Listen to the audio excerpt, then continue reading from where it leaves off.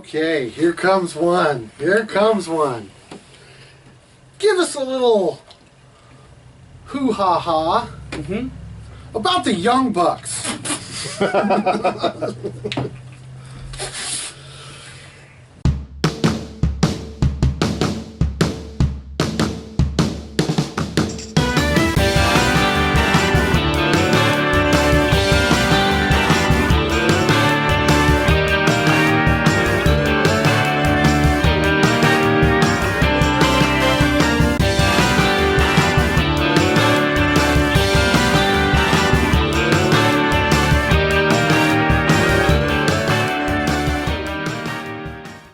Hello everybody, Steve here again, giving you another video.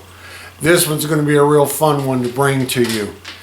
This is where we're going to go back in time when I owned Alice's Action Figure Frenzy as a brick and mortar store in Mount Vernon, Ohio. Every first Friday during the summer, there would be a festival on the square where my shop was located in Mount Vernon. And for each festival, I would bring in a wrestling personality to do an autograph signing. They usually went May through October. And in 2014 and 2015, I closed out the year by bringing in Jim Cornette. I believed that Jim Cornette was one of the most entertaining legends out there. And I decided each time I brought him in that I was going to take advantage of his appearance by shooting some videos with him. So that's exactly what I did. And we came up with some pretty entertaining stuff. We're going to go through the 2014 videos first. Starting out with Jim Cornette cutting a promo on the head shrinkers. And the reason he cut a promo on the head shrinkers is because at the time I was doing a fantasy tag team tournament. And in the first round of this fantasy tournament, the Midnight Express, his tag team, drew the head shrinkers. So I said, why don't you cut a promo on the head shrinkers and, you know, get the ball rolling on this tournament. So this is what he came up with. You know, it's going to be a tournament for the greatest tag team of all time from all the decades, the 60s, 70s, 80s, 90s, and the 2000s. And the Midnight Express in this tournament has drawn the head shrinkers. Now, I don't know if you guys can speak English since you're natives of Gilligan's Island and you're used to climbing trees and or sticking your head in the ocean for your food. And this tennis racket here, it doesn't look like a raw fish. But let me tell you something, head shrinkers, and apparently head shrinkers, you didn't work on your own heads because those things are as big as a bastard rat. But let me tell you something, head shrinkers, you fish-eating, no-good, savages, non-English speaking, tree-climbing, coconut-eating son of a guns. The Midnight Express are the greatest tag team in all the ages, in all of wrestling, and they're going to prove that. They're going to go through you just like X-Lax through a widow woman in the first round. And head shrinkers, if you dare bring any kind of raw fish or eels or coconuts or palm trees or anything in that ring to try to use, I promise you this tennis racket is all I'm going to need to take those things away from you, because the Midnight Express are going to put you down. They're going to send you back to Gilligan's Island. It's going to be more than a 3-hour tour, and even Thurston Howell III doesn't have enough money to pay for your medical bills. So just remember, the Midnight Express head shrinkers in this big tournament are going to be stronger, just a little longer, and you, fish breaths, you're going to be going back to the South Pacific, and maybe then you can lay back there on the beach, and you can work on your suntan, and you can put some ice on your bruises, and you can think about what went wrong, because I assure you, you're not coming out on top of this. And that's all I got to say about that. I think that was one of the best promos that Jim Cornette ever cut. But I wasn't just going to stop there. I wanted to do some interviews. So I picked a few topics that I thought would be interesting. I decided to ask him about the current state of tag team wrestling as a whole. Now you'll have to remember that this was back in October of 2014, so some of the references he gives are a little dated, but here's what he had to say. Hi, this is Steve. We're here at LLC's Action Figure Frenzy, and we're here with Jim Cornette, the mastermind of the... Now read it like I wrote it. The world's greatest wrestling manager, the world's greatest wrestling promoter, the world's greatest interview, the world's greatest podcast host, and the world's greatest wrestling book author.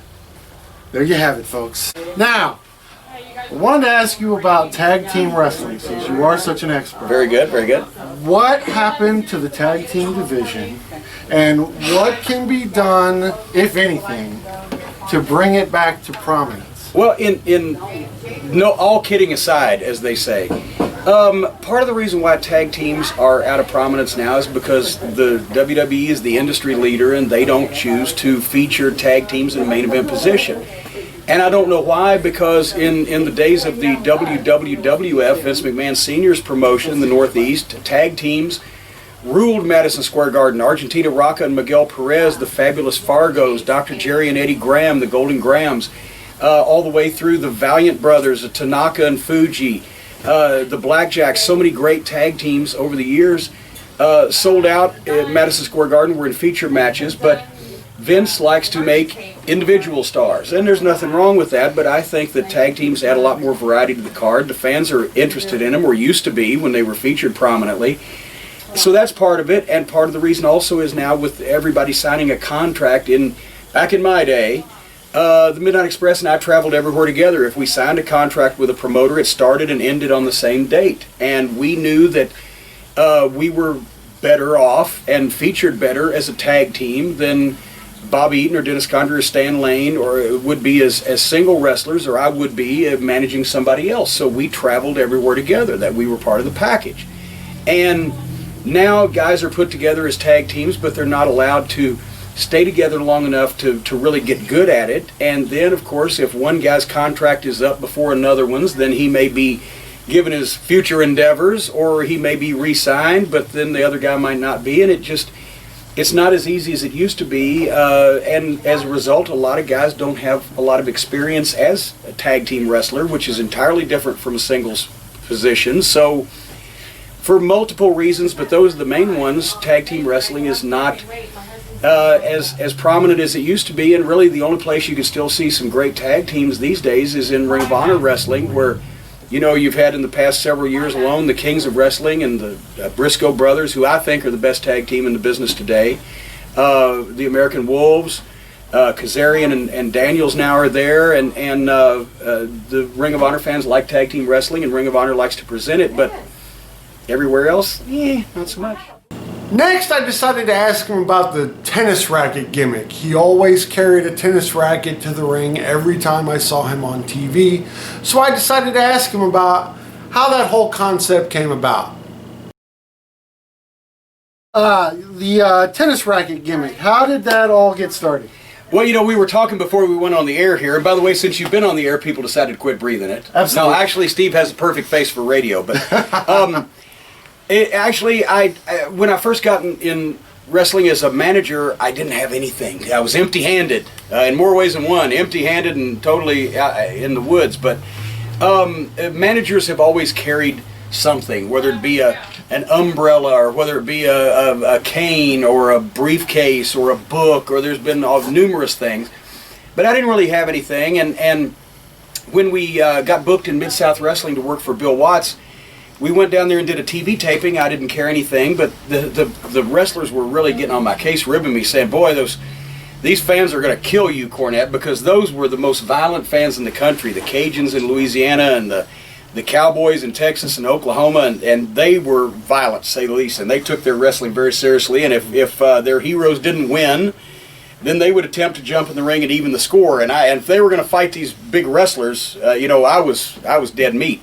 And so started thinking, geez, I need something to even things up here, and went back home to Nashville, where I was living at the time, and saw one of these, was the early 80s, saw one of those teen movies that was, big at the time, and the rich kid in the group was carrying a badminton racket everywhere. And I said, that's not quite big enough, but a tennis racket. That would show that I'm really a preppy, obnoxious, rich, no-good so-and-so, and also give me a couple of feet of reach on them. And so I took a tennis racket, much like this one you see here, down to the next TV taping, and I asked Cowboy Bill Watts, who was the promoter and the boss, I said, is it okay if I'm a rich kid if I carry a tennis racket around? He said, sure, kid, go for it.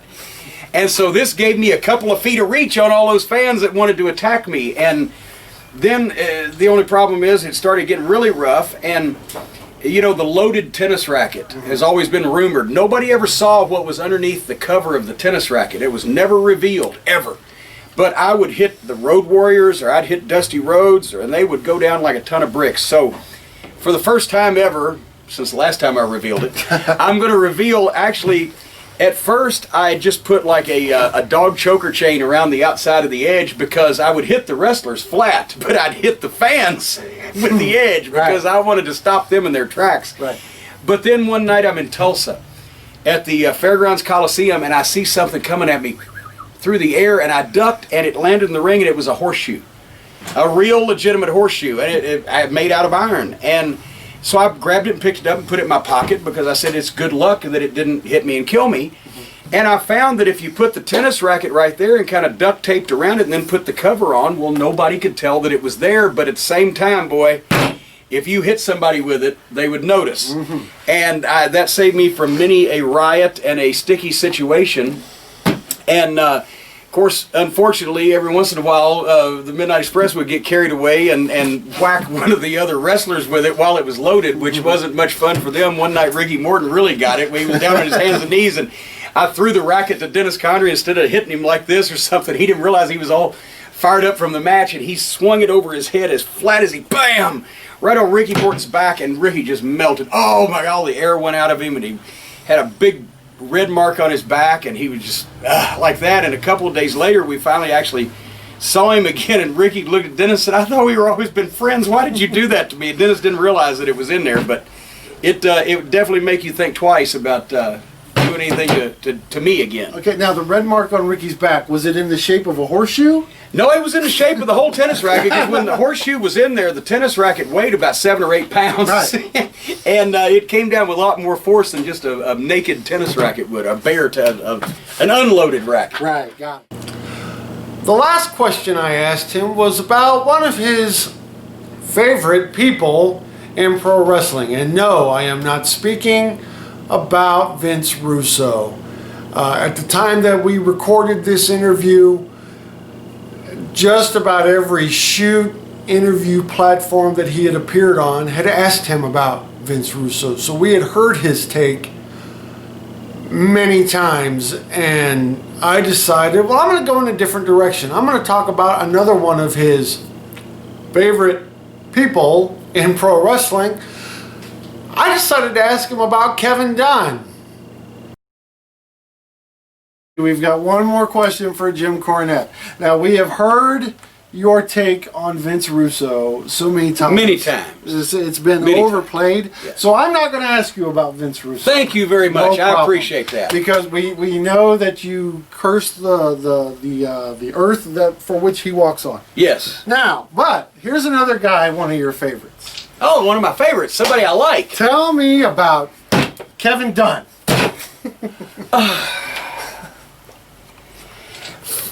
No, if I only had time. For the people who don't know, Kevin Dunn is the producer of WWE television, formerly producer of WWF television, before they changed their name when they lost the lawsuit to the Panda Bear. And Kevin Dunn is a little hatchet-headed, buck-toothed, insignificant, sniveling human being who's miserable, and not only is he miserable, but he makes everybody around him miserable, and he don't like wrestling. And he is constantly saying, well, we're not wrestling, Corny. We're not wrestling. We're sports. And then why do we have wrestling matches featuring wrestlers wearing wrestling tights and wrestling boots held in a wrestling ring? You little Bucky Beaver dipshit. And I had numerous run-ins with him because he would completely shit on anything that had never taken place in the WWF or WWE. He shit on the WCW, he shit on the NWA, he shit on Southern Wrestling, he shit on any wrestling that wasn't WWF. And he also is a frustrated real television producer who always wanted to win an Emmy, but he's stuck there because he owes everything he has. And believe me, after that stock scam they started, Kevin Dunn's made a lot of money. Not enough to get his fucking teeth fixed, but a lot of money.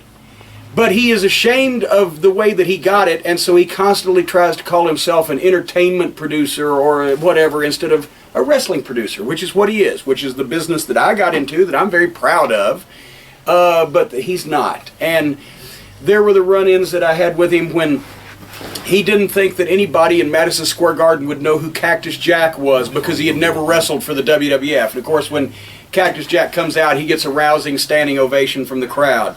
And he didn't think that anybody in Madison Square Garden, which, by the way, New York's the center of the universe to these people up there, it didn't think anybody in Madison Square Garden would know who Terry Funk is in 1997, just because he'd been one of the greatest wrestlers in the world for the previous 30 years. And, of course, they started chanting, "Terry, Terry." And he's the guy who one time actually reprimanded me for comparing the Brood, Edge, Gangrel, and Christian, to the Fabulous Freebirds when I was making a comparison of three men who'd had a major impact on professional wrestling. He said, "Oh, corny. Why do you compare them to the Freebirds? It just makes them look old." I said, because if the Brood draws 1/5 of the money that the Freebirds did, then we'd all be rolling in money and be happy, Kevin. And then there was another time where he didn't want to, in St. Louis when we did the Bad Blood pay-per-view, and we had all of the great NWA World Champions of modern times assembled. Lou Thez, Dory Funk Jr., Terry Funk, Jack Briscoe, Harley Race, Gene Kaniski, and the promoter of St. Louis, the biggest wrestling city of the 20th century, Sam Muchnick, when he was 92 years old, didn't live much longer. They were all there together, and he wanted to take them out and let them wave to the crowd on the pre-show instead of featuring them as part of the pay-per-view, like we had anything on the pay-per-view that could possibly top that. Right. And I fought and actually got that done, but he didn't think anybody would care. And of course, especially Lou Thez having been born in St. Louis, Sam Muchnick having been the most respected sports promoter in the history of St. Louis, and so many of those other guys having had such main events in the Checker Dome and sold out arenas and the Kiel Auditorium, they all got great ovations, and the people were happy to see them, and it was a feel-good moment that the fans would have been deprived of if Kevin Wrestling Hating Dunn had had his way.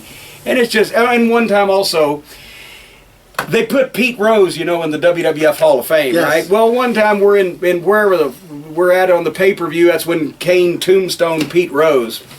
Which time? And I don't, one or the other. But I remember that in the production meeting, Kevin Dunn said, "Oh, make sure to announcers tell the fans that Pete Rose was in the Hall of, not in the Hall of Fame, but hit this many home runs for Boston and Cincinnati, blah, blah, blah." I said, "Kevin, why, when I compare our current wrestlers to former wrestlers, you say that's bad, but when you talk about a sport that doesn't even have anything to do with wrestling and you want to give this guy statistics from 30 years ago, that's not a problem when it's not even our sport.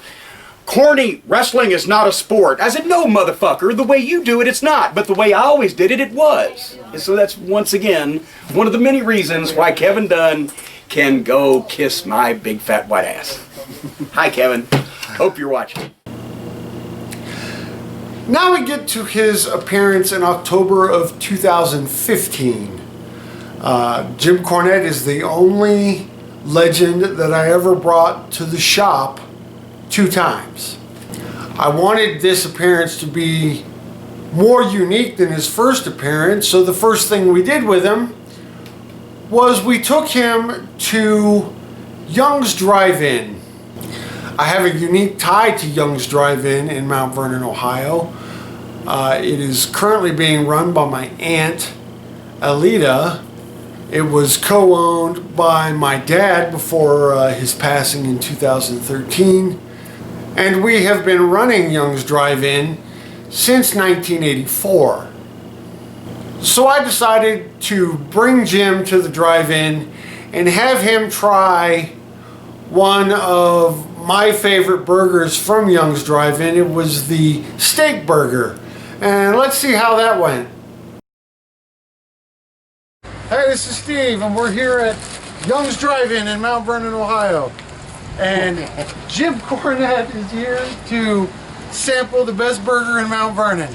Let me tell you something. I have tackled the Heart Attack Grill Quadruple Bypass Challenge in Phoenix. I have tackled the Spinguli Burger Challenge at the Squared Circle in Chicago.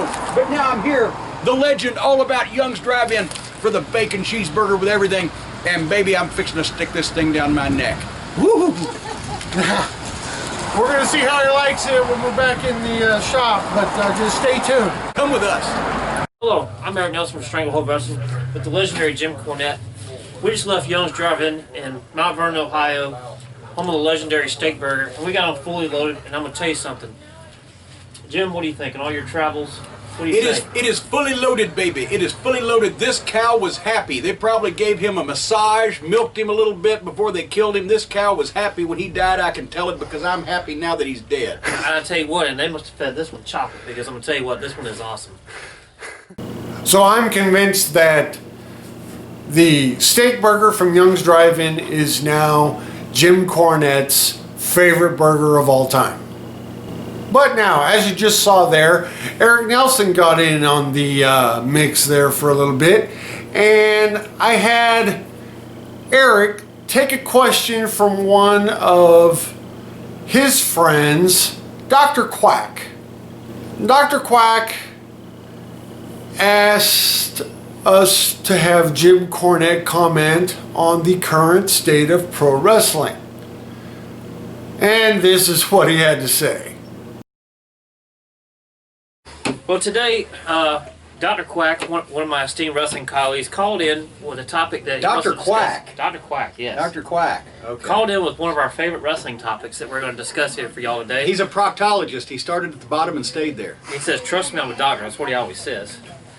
But anyway, today's topic is the current state of professional wrestling. So do you have a question? I do. In your opinion, what can Why be don't you done? ask it? What can be done to fix the current state of professional wrestling? Can of gasoline and a blowtorch. Fix it right up. Next question. No, you can't. You can't really fix the. You can't put toothpaste back in the tube, Eric. You can't. You can't unring a bell. So it's pretty much it's over. It's done. It's archives, vapor, boom.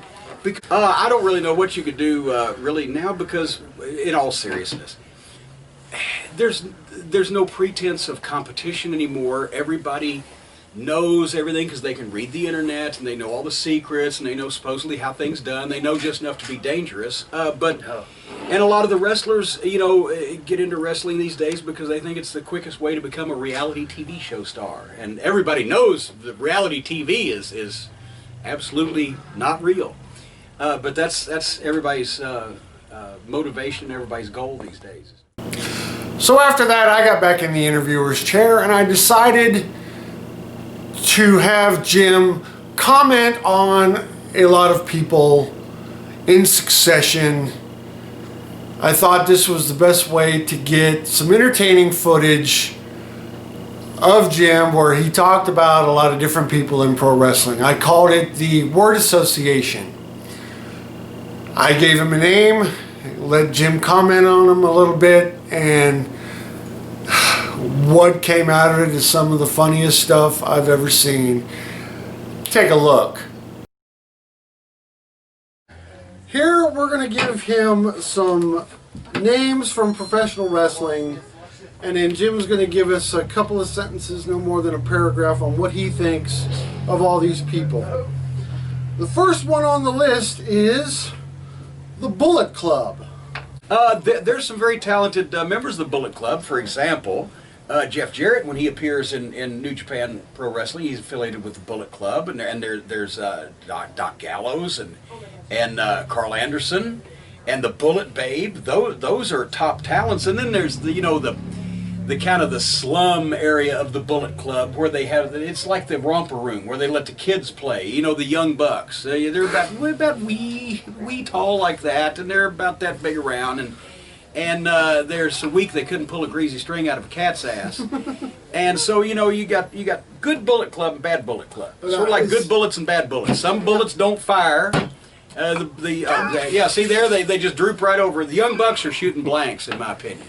Now, is AJ Styles not a member of the... AJ Styles is a member of the Bullet Club. Fantastically talented young man. Yes. So there's good Bullet Club and there's bad Bullet Club. It depends on which Bullet Club. The next name on the list, John Cena. I like John Cena. John Cena trained with us at Ohio Valley Wrestling. From day one, we knew he was really talented. He's got a great look. Smart guy, great promo, was always very responsible. Within just a few months, he was entrusted by Danny Davis to drive the ring truck. And Danny don't let most people drive his truck or his ring. Anyway, next name, CM Punk. I got to be honest with you, Punk got over me with the pipe bomb promo. But Punk he's a great promo. He's a great personality as far as his interviews and he don't give a shit, and I like that because he will tell, like this whole thing going on with the doctor in the WWE. He doesn't give a shit. He tells people what happened. He tells the truth, and I admire that in a person. All right, next, Jerry the King Lawler. I've made more money with his shit than he has. I have stolen everything from Jerry. No, in all honesty, Jerry Lawler was not only my favorite wrestler when I was a teenager. I grew up watching him have some of the greatest matches I've ever seen. The greatest match that I ever saw live was Jerry Lawler and Terry Funk, March 23rd, 1981 in the Memphis Mid-South Coliseum. It was so exciting. By the time it was over, they were throwing babies in the air. And Jerry, to me, is the king. He's the greatest promo I've ever heard. He was equally adept at being a babyface or a heel. His psychology is impeccable. Nick Bockwinkel actually said that he was the best ring general that he had ever been in the ring with, and imagine how much territory that takes in. Okay, one thing we're going to go a little long. And puppies, and puppies. We're going to go a little long on Jerry Lawler because there's a story I want you to tell about a fight between Bret Hart and Shawn Michaels in the bathroom. Well, Jerry was peripherally involved. It was in Hartford, Connecticut. During one of the times that Shawn and Bret got into it. Apparently Bret was at the sink in the bathroom at the mirror or whatever, and Shawn went by and, as he usually did, said something fucking inflammatory or smartass, and Bret said something back, and Shawn didn't know when to leave well enough alone and shot back something at him. And Bret took him down and was going to beat the shit out of him right there in the shithouse floor, and they did not know that Jerry was in the stall. He was taking a Russo at the time. And so Jerry's in one of the stalls, and he's got his tights around his ankles and everything, but he hears this commotion and he jumps up, and history is not recorded whether the king wiped first. But he was the first one to get out there and pull Bret Hart off of Shawn Michaels before he killed him. And then everybody else ran in and everything. So Jerry was, as a matter of fact, come to think of it, I said all those good things about Jerry Lawler, and he saved Shawn Michaels his life. Now I don't like you anymore, King. Well, what you have to do that for? Did you not get a lock of Shawn Michaels' hair that night? Oh yeah, that's where the Bret pulled a big hunk of his hair out, and that's where the words unsafe work environment first came in, because I didn't know any of this was going on. I was in Vince McMahon's office, so he could tell me how he was rewriting the show that night. And suddenly Shawn bursts in with a big handful, it looked like a possum or a small squirrel or something, big handful of his hair, and he threw it down on the floor and he said, "That's it, I'm leaving, I'm going home, this is an unsafe work environment," so he could plant the seed for, so he wanted to take his ball and go home, so he didn't have to lose any more matches, or didn't have to deal with Bret, or whatever his problem was. His pussy was hurt. He just didn't get to powder that day or whatever. Does your ex-wife still have the lock? I don't know, but if it pops up on eBay, it might very well be legitimate. I picked it when Vince ran off after him, like, oh Shawn, like he always does for whatever reason, to humor these uncircumcised pricks. I'm looking at that fucking hair there. I said, well, this is a great souvenir. I got to tell the story. And I took it home, and my wife kept it, and then I don't know where it went after that. Well, Kevin Owens. Well, that's a fake name. No, yeah, and it's Kevin Steen. It's Kevin Steen. You see, he had to change his name to stay ahead of the law, actually. No, actually, somebody was coming to repossess his wrestling license because he was impersonating a wrestler. Kevin Steen has a lot of talent. He's a good wrestler. I've said this before, and I'll be brief. He's a good wrestler. He's a great promo. There's a great athlete under all that flab somewhere trying to get out in there, but he's French Canadian, so he's a pain in the ass. And he did not want to do anything that he was asked to do without an argument or lobbying or politicking. Well, I want to do this, I want to do that. You ask him to lose weight, he'd squeal like a pig stuck under a gate. Just because he, played a professional athlete on television, he didn't feel he had to look like one. He didn't want to do anything. He was just a pain in the ass to deal with, and that's where the whole thing got started. And the reason why I said that he was the kind of guy that was going to be doomed to wrestle in front of 400 people in a rec center for his entire life was because I didn't think he would change his attitude. because we tried to throw money at him and we made him the world champion, and we tried to say, hey, just do what we asked you to do, but he didn't want to do it. But we found out they threw more money at him. So then that's when all of a sudden he cleaned his shit and actually washed his gear and actually trimmed up a little bit and actually lost a little weight and actually stopped jumping off of balconies and trying to super kick women and all this other stuff. And he does what he's asked now because they threw more money at him. Okay, here comes one. Here comes one. Give us a little hoo-ha-ha about the Young Bucks.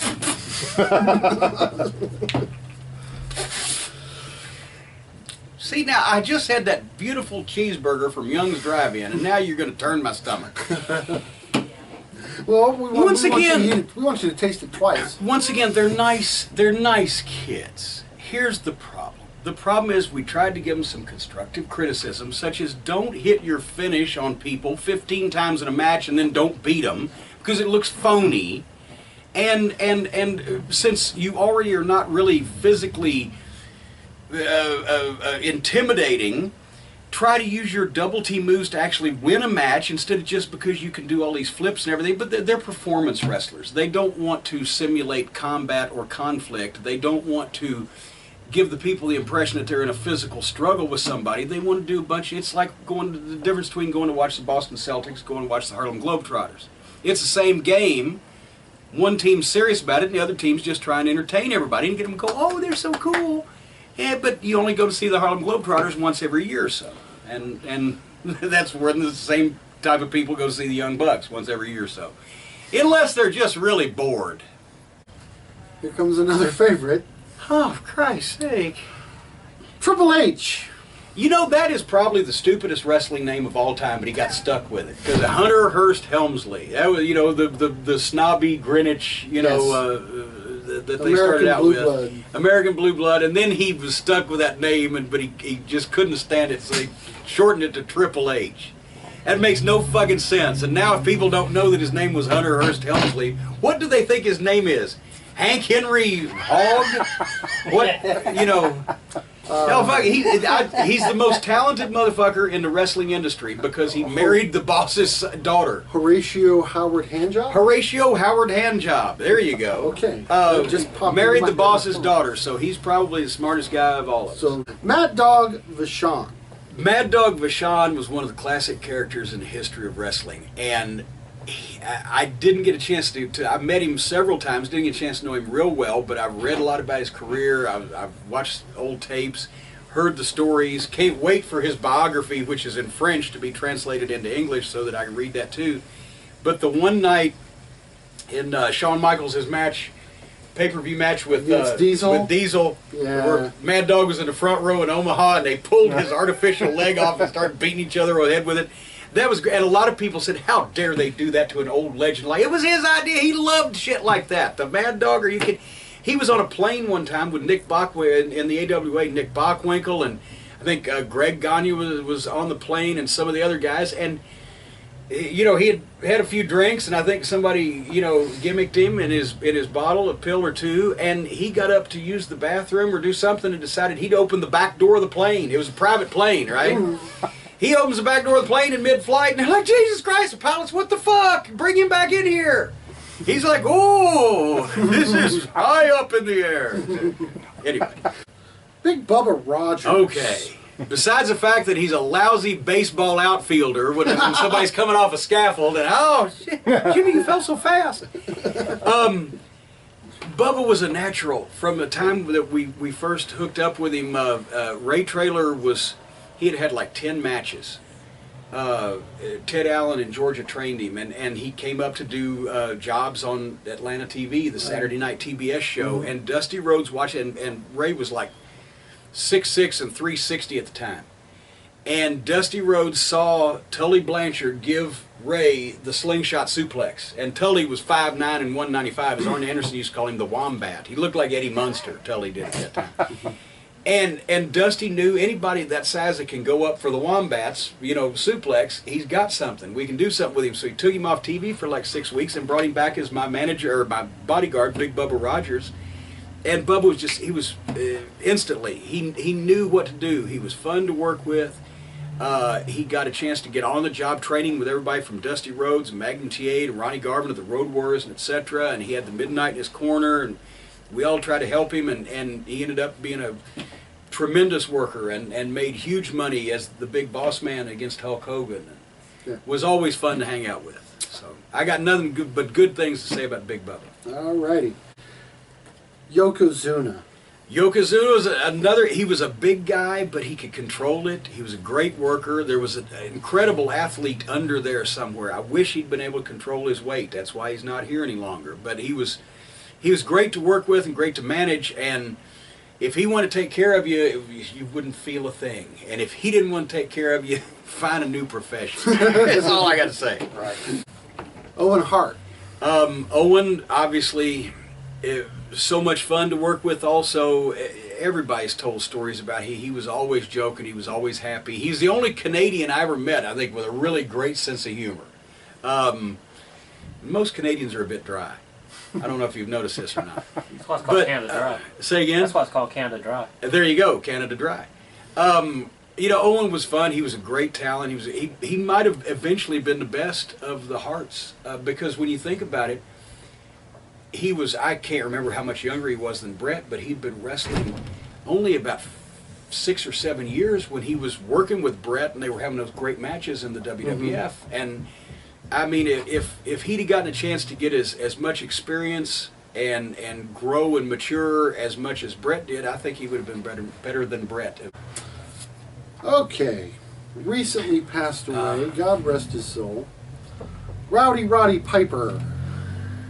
I was a huge fan of Roddy's. When just before I got started in wrestling was when Roddy made his debut in Mid-Atlantic Wrestling and worked for Jim Crockett Promotions. And we were able to get the TV tapes, not only because VCRs had just come out, but also because they started showing the show in Cincinnati when they were running live events. That was only 90 miles from Louisville, so I got to see all of Roddy's promos coming in the Carolinas. And just not only the heat that he was able to generate from just standing there and playing the bagpipes, and just the look on his face. But he was quick verbally.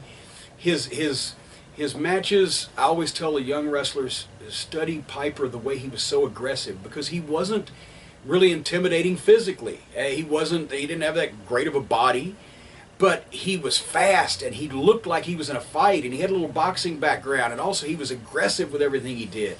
And he stayed on you, he swarmed you, and you don't see that style of work these days. So I encourage everybody, and don't just watch the WWF stuff from the 80s. Go back and watch the stuff from Portland in the late 70s and the Carolinas.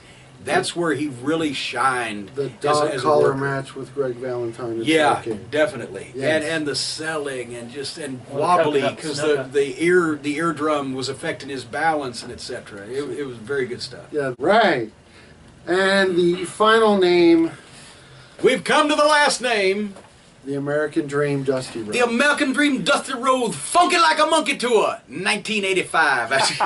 Actually, somebody sent me a interview compilation that they had done of some of Dusty's interviews and some of my interviews when we did a little thing, and I hadn't seen those in years, and I watched them, and Dusty was so good.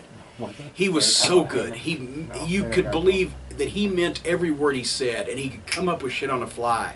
And he just had that charisma and that personality that everybody, when they were going to get a chance to promo against Dusty, they brought their A game, right? Because, and everybody kept, when I would say things like, Dusty Rhodes, you may say this about me or that about my men, but I just want you to know that every bum, door-to-door salesman and out-of-work plumber in Austin, Texas knew the color of your mother's bedroom. And the guys would go, like, Jesus Christ, he's going to kill you when he gets in the ring with you, and he's going to stiff you or whatever. And he did a few times with the elbow. It was there. But the thing is, Dusty loved that. He loved competition. He loved people to press him, and then he'd be better, because he's also the booker, and if they sell tickets, it reflects good on him. So he's wanting all this conflict, right? And he knew that the fans were going, they're being so stiff with each other and so brutal with each other verbally that they can't be cooperating. They have to really be mad, right? And that's what he loved. So he always gave me a lot of chances to do interviews against him, because he knew that I would dig in there and just do the best I could, because I'm working with the best, right? I gotta just hang in there and try to rise to the occasion. So the American Dream, he was the man. Next, I had Jim cut a promo for an MMA fighter that I was sponsoring at the time. His name is Jason the Renegade Rhine. And this is what Jim came up with.